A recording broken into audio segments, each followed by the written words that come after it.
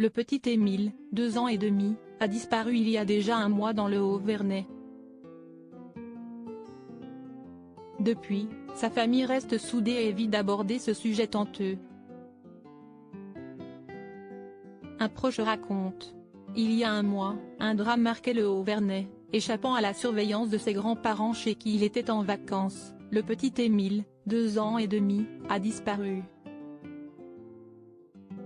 Les recherches jusqu'ici n'ont rien donné, mais l'enquête avance et de nombreuses pistes explorées ont déjà été écartées. Dans ce hameau des Alpes de Haute-Provence, la famille du garçonnet se fait discrète. Jusqu'ici, elle n'a jamais souhaité prendre la parole sur cette affaire, elle qui vient de se porter partie civile. Les membres de ce clan préfèrent se réfugier dans leur foi. Et lorsqu'ils ne se rendent pas à la messe, ils restent cloîtrés au sein de cette demeure familiale du Haut-Vernay, achetée il y a une vingtaine d'années. Ils sont une dizaine à se retrouver et à suivre de près cette enquête.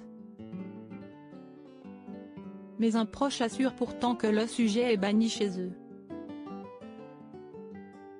Ce proche de la famille a en effet révélé à Paris Match, ils ne parlent pas entre eux de l'affaire.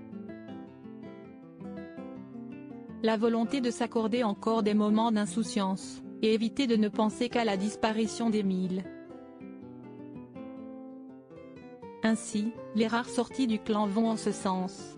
La mère du garçonnet, Marie, mère au foyer, et sa petite sœur Alaïs âgée d'1 an ont ainsi été aperçues à la piscine, récemment.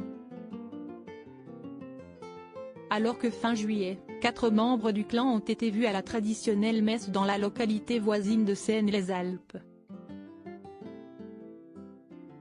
Et si certains sont dérangés par ça, d'autres défendent cette famille qui tente juste de retrouver tant bien que mal une vie normale.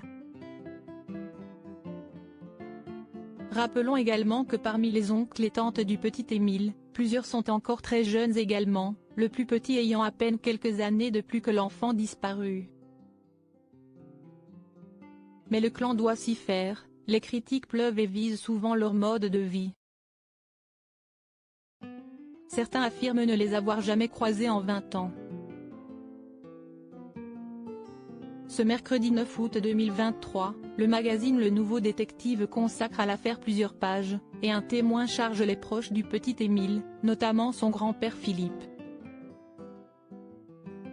Philippe avait la main leste sur ses enfants, a-t-il fait savoir.